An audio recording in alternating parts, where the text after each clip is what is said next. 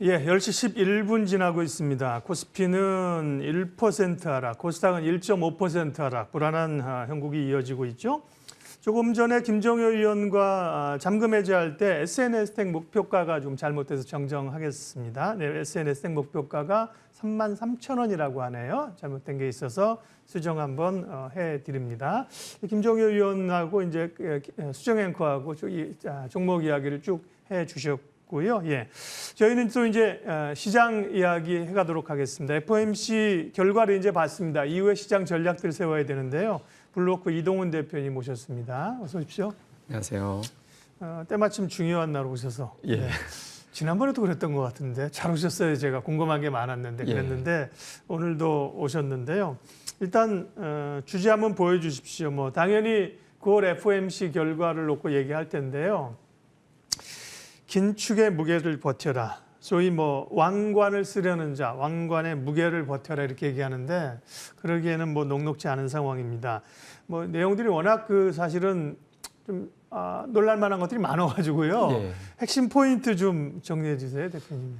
예, 우선 이제 가장 궁금했던 거는 이제 연준이 올해 금리를 얼마까지 올릴 거고 내년도에는 얼마까지 올릴 거냐. 근데 사실 이거는 예상과 크게 다르지는 않았습니다. 그러니까 그렇죠. 대략적으로 네. 보면 올해 연말까지 추가로 1%에서 1.25%포인트 정도 올릴 것 같다. 그러면 내년에는 얼마나 올릴까? 그러니까 내년 우리가 보통 터미널 금리라고도 표현합니다만 어쨌든 내년도에 최상단이 어디까지 갈 것인지가 상당히 궁금했는데 4.5%포인트 전후, 그러니까 4.6% 정도니까 그 전후에서 형성이 됐거든요. 그래서 대략적으로 보면 연말까지 연이어서 금리를 2번 연달아 올리고 내년도 한두 번 정도 올리면 그칠 것 같다. 이 정도까지는 사실은 시장에서 예상한 거기 때문에 뭐 굉장히 무서운 정도의 어떤 공포감을 느낄 정도의 상황은 아니었습니다. 근데 그 이후에 나왔던 수치라든가 발언에서 겁을 먹고 또 이제 불신을 하게 되는 그런 이제 상황이 만들어졌다라고 봐야 되는데 우선 이제 겁을 먹었다라는 거는 연준에서 성장 전망을 같이 내놨는데 정말 대폭 하향을 했습니다. 그러니까요.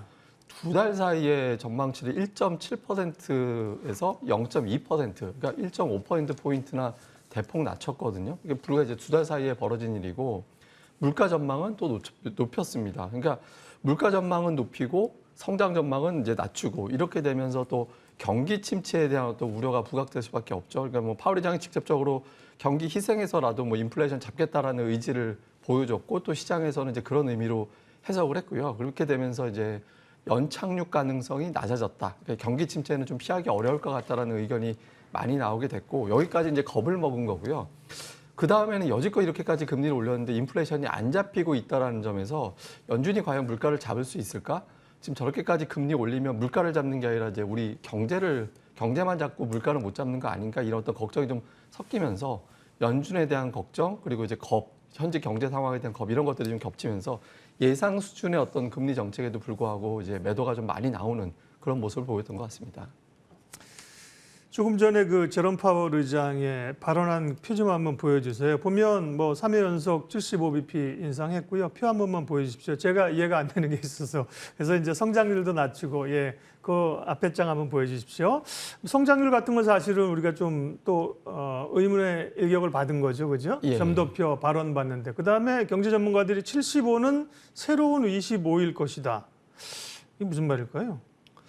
그러니까 이제 이게 기존이 보통 우리가 금리를 올리면 기본이 0.25씩 올리는 게 기본이었잖아요. 근데 이게 이제는 기본이 75가 스탠다드가 돼버렸다. 그래서 오히려 0.5나 0.25가 되면 이게 동결이나 인하같이 취급이 되는 거고 이제는 기본적인 스텝이 0.75가 기본이 돼버린 그런 상황이 돼서 11월에도 0.75가 되지 않을까 이렇게 본 것 같습니다. 역시 딱 해석을 하시는군요. 저는 이게 무슨 의미인가 궁금했는데 점도표도 준비가 되는데 한번 봐주세요. 결국은 점도표라는 게 점을 찍은 거잖아요. 지금 보면 어떤 특징이 있습니까? 그러니까 단계를 보시면 지난 단계보다 한 3, 4단계씩 그러니까 거의 1%포인트, 4단계면 이게 하나당 0.25니까 그러니까 4단계가 올라갔으니까 올해 연말에서 그러니까 1%포인트 금리 전망이 더 상향이 된 거거든요. 근데 저기서 잘 보시면 두 가지 의견이 팽팽하게 맞섭니다. 그러니까 9명의 어떤 이제 연준 위원들은 연말까지 1.25를 올리겠다라는 거고 이렇게 되면 이제 우리가 조금 전에 얘기했던 대로 0.75가 무조건 섞여야 되는 거거든요. 물론 이제 0.5, 0.5 갈 수도 있겠지만 지금의 연준으로 봤을 때는 0.75를 또 한 번 단행할 가능성이 있는 거고 그 아래 그러니까 9명보다 1명 적은 8명은 지금 1%를 얘기를 했거든요.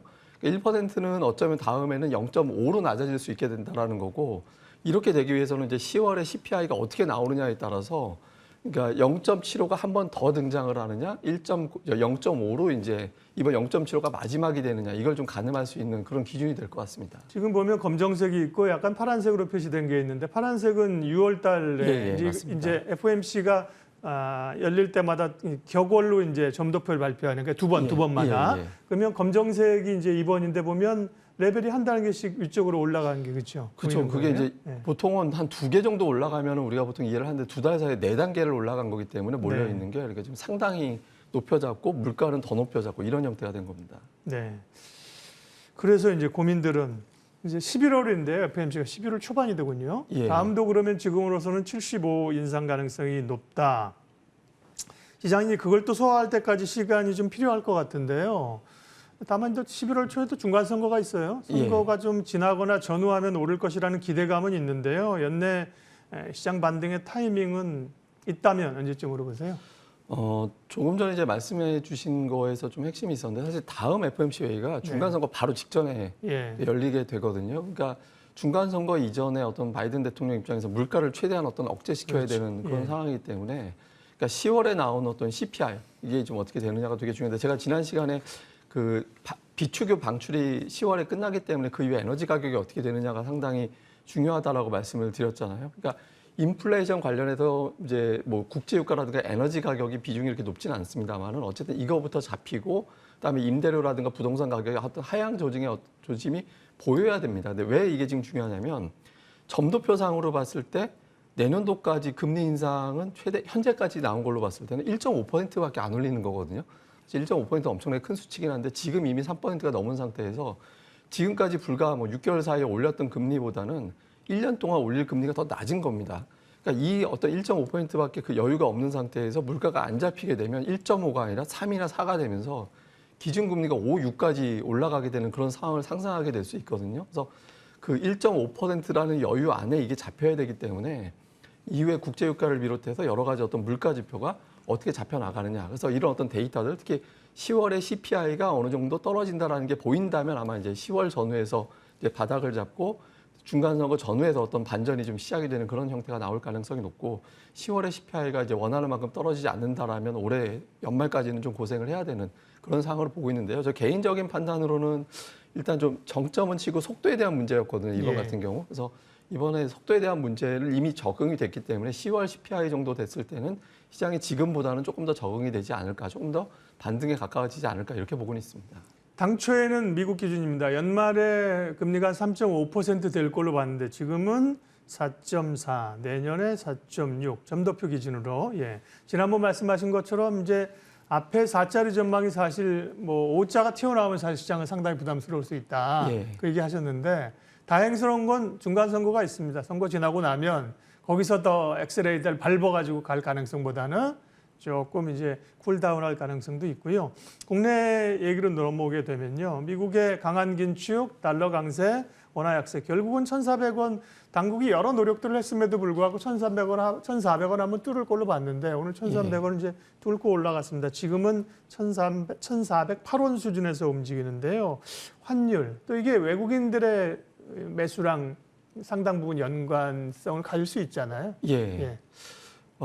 최근에 이제 환율 관련해서는 국내외적으로 뉴스가 참 많습니다. 그러니까 이제 뭐 예를 들어서 우리나라에서는 한미 간의 통화 스와프 된다고 했다 국민연금과 한국은행 통화 스와프로 바뀌었다가, 또 지금 뭐 우리나라뿐만 아니라 유로라든가 엔화 기준으로도 본다면 유럽에서 0.75%포인트 금리 인상에 추가적인 어떤 금리 인상 가능성이 높고, 지금 일본에서는 사실 뭐 이거는 거의 뭐 환시장 개입이나 다름없을 정도의 언급들이 계속 나오고 있잖아요. 그래서 이렇게 되면서 강달러에 대한 어떤 저항도 만만치 않게 나오고는 있거든요. 근데 어쨌든 지금 원화가 뭐 달러에 영향을 미칠 수 있는 건 제한적이기 때문에 지금으로서는 이제 유로라든가 이제 아니면 엔화가 좀 반전을 좀 해줘야 되는데, 관련된 내용이 나면서부터 잘 보면 달러 인덱스 같은 경우는 110에서 그렇게 치고 나가지는 못하고 있습니다. 그러니까 오늘 이제 통화정책 회의 이후에 이제 111까지 올라가긴 했지만, 최근에 잘 보면 달러 인덱스는 110에서 지금 왔다 갔다 하고 있거든요. 그래서 이 상태에서 좀 버텨주면서 상승 속도는 조금 오히려 좀 둔화될 가능성. 앞서 말씀드린 대로 내년도까지 금리 인상 폭은 이제 1.5%라고 우리가 인식이 됐기 때문에 어느 정도 속도 조절은 될 가능성이 있고, 또 하나는 지금 차트로 보고 계시는 게 원달러 환율 장기 차트입니다. 이게 장기적으로 보면 특이한 게 1,400원 구간은 넘어간 적은 있는데 넘어가서 종가 기준으로는 한 번밖에 머문 적이 없습니다. 그러니까 네. 월간으로 계속 돌파했다가도 종가에서는 종가가 2달 연속해서 1,400원 이상에서 머문 적은 없었거든요. 그러니까 그 근처에서 어떤 악재가 좀 해소가 되거나 아니면 이제 환율 시장에서 어떤 개선되는 어떤 뭐 환개입이 있거나 이렇게 되면서 1,400원에서는 떨어졌기 때문에 지금은 오버슈팅 돼서 뭐 1,500원 가능성도 없진 않겠습니다만은 궁극적으로는 1,400원 언저리 돌파하고 나서부터 여기서부터 이제 속도가 좀 줄어들면서 궁극적으로는 1,400원대 초반 중반에서는 이제 방향을 좀 하향 가능성이 있고, 그 근거로는 말씀드린 대로 유럽과 엔화, 그러니까 유로와 엔화 가치에 대한 어떤 개입이 좀 활성화되면서 조금은 좀 속도가 조절될 가능성이 열렸다, 이렇게 봐야겠습니다. 네. 달러 인덱스가 달러 인덱스로만 보면 그 앞에 볼 수 있는 고점이나 약간 마지노선 아니야 120 정도 되잖아요. 예. 네. 근데 이제 거기까지는 조금 가려고 할 때 주춤거리고 있다, 그죠? 예. 다행스러운 얘기네요, 그죠? 네. 지금 이제 중간 선거 의식해서 아무래도 강달러를 인플레이션 때문에 좀 유지할 수밖에 없는 상황이긴 하잖아요. 근데 그게 지금 2달이 채 안 남은 상태이기 때문에 이제 좀 조금씩 이제 포지션 같은 경우도 일부는 좀 정리될 가능성도 있다라고 봐야 되거든요. 그래서 올라가는 속도는 이 FMC 전후에서 조금씩 완화될 가능성이 있다라고 봐야 될 것 같습니다. 네. 자, 그리고 이제 어쨌든 간에 FMC는 이제 9월은 지났고요. 문제는 11월이 또 남았다는 거. 여기서 사실 조금만 톤 다운 됐으면 11월에는 이제 50bp로 간다. 그럼 편안할 텐데 예. 긴장감은 높아졌는데 실적 시즌이 이제 도래했습니다. 예. 실적이 시장에 기업에 부담을 줄 것인가 혹은 이제 돌파구를 마련할 것인가 전반적으로 어떻습니까? 실적. 그 미국 같은 경우는 이익 증가 전망치를 반으로 뚝 떨어뜨렸거든요. 예. 그러니까 이제 뭐 6월, 7월 넘어오면서 계속 이제 뚝뚝 떨어지면서 뭐 물론 지금 9월 들어서는 하향폭이 조금 둔화되긴 했지만 이미 이제 절반 이하로 떨어뜨린 상태이기 때문에, 근데 미국 같은 경우도 사실 에너지를 빼고 나면 다 감익 쪽으로 전망이 되고 있잖아요. 우리나라도 사실 마찬가지죠. 지금은 뭐 정책주라든가 아니면 일부 업종 제외하고 에너지라든가 이런 것들을 제외하고는 또 자동차, 뭐 환차에 기대되는 이걸 제외하고는 대부분의 업종에서는 이익 전망치가 좀 하향되고 있는 그런 상태고, 대표적으로 반도체 쪽이 지금 이익 전망치가 계속 내려오고 있는 그런 상태거든요. 그래서 지금으로서는 실적 시즌에 대한 기대감은 현실적으로 좀 높아 보이지는 않습니다. 다만 과거 사례를 볼 때 삼성전자가 이익이 피크일 때가 주가가 이제 정점이 오히려 되면서 떨어지면서 이제 하락하는 경향을 보이고, 이익이 떨어진다라고 평가가 되기 시작할 때 이제 바닥이 나오면서 이제 주가가 좀 반전하기 시작하는 그런 상황이 만들어지고 있거든요. 그래서 주가 하향 전망이 어느 정도 좀 마무리가 되는 시점. 그러니까 지금 이미 경기 침체의 상당 부분 한 뭐 6할, 7할 가까이 정도로 좀 반영을 하고 있다라고 봐야 되기 때문에 실적 전망은 추가적인 하향 조정 가능성은 있습니다만 이제 반영될 공간은 그렇게 좀 많아 보이지는 않습니다. 더 점진적인 어떤 하락 속도는 좀 둔화 가능성, 이렇게 봐야 될 것 같습니다. 실적과 관련된 구체적인 섹터나 요건 마지막 질문을 여쭤보도록 하겠고요. 9월 FOMC가 끝났으니까 말씀드린 것처럼 다음 FOMC는 11월 초니까요. 어떻게 보면 10월 한 달간 또 앞으로 주목해봐야 될 핵심 이슈들은 포인트는 어떤 겁니까? 말씀하신 것처럼 또 이제 물가. 예. 그리고 이제 연준 인사들이 봉인해제가 되잖아요. 예, 이제 말할 수 있는 발언들이 기회가 막 있죠. 쏟아져 예, 나올 예. 거니까 여기에 대해서 또 시장이 지금은 안 그래도 좀 민감해져 있는 상태이기 예. 때문에 여기에 대해서 좀 많이 봐야 됩니다. 우리가 근데 힌트로 봐야 되는 게 닐 카시카리라는 사람이 주식시장 폭락이 기쁘다라는 얘기를 했거든요. 근데 네. 저는 오히려 이 발언이 시장에 던져준 메시지는 우리는 앞으로 세게 발언할 거니까 주식시장에서 긍정적인 기대를 하지 마 하면서 예방주사를 굉장히 세게 놓은 거라고 생각을 하거든요. 그래서 연준 인사들의 어떤 발언 강도는 약해질 가능성은 없고, 만약에 오히려 약해진 발언에 시장이 기대해서 반등한다면 그걸 뒤집는 하락이 나올 가능성이 높습니다. 그래서 연준 인사들 입에 대해서 너무 기대를 갖지 말자라는 게 이제 하나가 있고, 사실 그거보다 중요한 거는 이제 CPI, 그러니까 이제 물가 수준이 어떻게 되느냐. 지금 모든 것은 다 물가를 잡겠다라는 거, 경제 희생을 해서라도 잡겠다라는 거기 때문에, 그러니까 물가 관련된 지표들, 뭐 대표적인 게 우리가 매일 확인할 수 있는 건 지금 국제 유가밖에 없기 때문에 유가를 비롯해서 이런 가격들이 안정을 좀 봐야 되는데, 다행스러운 건 어저께 러시아 그 문제가 발생했음에도 불구하고 초반에 강세해 보였던 천연가스가 빠지고 국제유가도 올라가지는 않았거든요. 그래서 네. 이런 측면은 좀 그나마 좀 위안이 되는 뭐 그런 상황으로 볼 수 있겠습니다. 네, 러시아 얘기는 이제 뭐 군 동원령을 내렸다 해서 조금 더 전쟁에 강화할 것 같은 발언이 상당히 부담이 됐었는데 그 부분은 좀 쿨다운이 됐고요. 자, 전략 좀 마무리하겠습니다. 그러면 어쨌든 간에 분위기는 위보다는 어쨌든 부담스러운 상황인데 코스피 기준으로도 추가 하락이 있을 수 있느냐, 있다면 어디까지 또 전저점을 위협하러 가느냐, 그 기본적인 방향성이 궁금하고요. 어떻게 해야 되지? 제한적으로 어떤 섹터를 봐야 되지? 마무리해 주십시오. 그러니까 잭슨홀 미팅 때도 마찬가지고 CPI 때도 마찬가지고 이런 어떤 이벤트 있을 때마다 위아래로 100포인트 정도 움직였었거든요. 네. 그러니까 지금도 이제 100포인트 정도 본다라면 우리가 이제 2200대 중후반 정도까지는 최대치로 열어두되 이게 지나간 거거든요. 제가 이제 차트 준비했던 게 이게 이제 FMC 당일 다음 날 이렇게 보시면은 그러니까 하루 정도 급변동성이 이틀 정도 이어집니다. 근데 그러고 나면 이제 다음 재료로 넘어가는 그런 경향이 있었거든요. 그래서 네. 이번에도 이제 뭐 내일까지는 변동성이 좀 나오겠지만 그 이후에는 경기라든가 실적이라든가 이런 쪽으로 관심이 넘어가게 되기 때문에 자연스럽게 FMC보다는 그러니까 실적이라든가 이런 쪽에 좀 집중해 보시는 게 좋을 것 같고, 지금은 이제 자동차라든가 자율주행이라든가 이렇게 이제 실적 성과가 뚜렷한 종목군들에 대한 관심이 계속 높아질 수밖에 없거든요.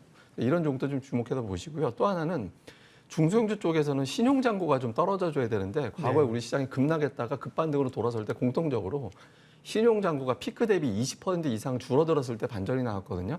근데 지금 피크 대비 따져놓고 보면 13%, 그다음에 최근 고점 대비 따져놓고 보면 5% 안쪽으로 줄었거든요. 그래서 지금 신용잔고율 기준으로 한 2조 원 정도 전후에서 이제 줄어들게 된다라면 그때부터는 완전히 공격적으로 들어갈 수 있기 때문에 그 전까지는 말씀드렸던 뭐 자동차라든가 자율주행이라든가 실적 성과가 뚜렷한 종목들 중심으로 좀 차분하게 대응하시는 전략이 필요할 것 같습니다. 자동차는 뭐 충분히 환율 효과도 누릴 수 있고요. OEM 업체라든지요, 이런 업체들 의외로 또 사실은 또 수출 많이 하는 업체들이 보니까 기업을 보다 보니까 꽤 있더라고요. 그런 거 예. 찾으면 되고, 자율주행은 조금 의아한데요. 뭐 정부 정책이 나왔습니다만 자율주행들이 뭐 실적이 팍팍 나는 섹터나 종목인가요? 근데 지금 이슈가 워낙 그쪽에 좀 집중되어 있는 게 지금 애플이 강세를 보이고 있는 이유가 단순히 전기차 판매 때문은 아닌 것 같거든요. 네. 그러니까 자율주행으로 넘어가면서 이쪽에 대한 관심이 넘어가는 것 같고, 어제 뭐 정부에서도 자율주행 관련된 정책 로드맵이 공개가 됐잖아요. 있었죠. 네, 그러니까 시장에서는 자신감이 없을 때는 이렇게 정책적으로 일관성 있게 강하게 뉴스량이 많은데 집중이 되거든요. 그래서 네. 뭐 현대 오토에버를 비롯해서 이렇게 자율주행하고 연결고리가 있는 종목들에 대해서는 좀 관심을 가져보시는 것도 좋을 것 같습니다. 네. 오늘은 쉽게 보내드리기가 싫습니다. 궁금증이 많아서. 태조 이방으로 어떻게 되는 거예요? 사실은 강한 전체적으로 시장이 약했음에도 강한 상승세를 냈는데 이제 좀 주춤 되는 거죠. 거기서 또 갑니까? 아니면 조금 더 압축해서 가는 건가요? 어떻게 되는 거예요? 후자 쪽이라고 보는데요. 예. 왜 그러냐면 우리나라 그 테마성으로 또는 정책성으로 움직이는 종목들의 특성이 뭐냐면 월봉에서 올라가는 양봉이 4번이 나오면 그다음부터 속도 조절이 됩니다. 그러니까 예. 오버슈팅 됐다고 보는데 지난달로 대표적인 종목군들이 4개가 나왔거든요. 그래서 그랬군요. 이렇게 되면 좀 속도 조절 가능성이 있어서 태저 이방원에 해당되는 종목들에 대해서는 지금으로선 철저하게 압축으로 가는데, 사실 말이 압축이지 골라서 들어가는 게 어렵거든요. 그래서 네. 지금은 이제 조금은 좀 자제하는 영역으로 넘어가시는 게 편하지 않을까 이렇게 보고 있습니다. 예, 오늘 굉장히 또 중요한, 그 전까지 어제까지만 하더라도 뭐 FMC에 무슨 말을 할지 모르니까 방향을 잡기 어렸는데 결과는 이제 답안지를 딱 보고 나서 얘기를 하니까 확실히 더 뭐 장은 불안합니다만 결론이나 전략들은 더 선명합니다. 블루워크 이동훈 대표님 오늘 함께해 주셨습니다. 고맙습니다.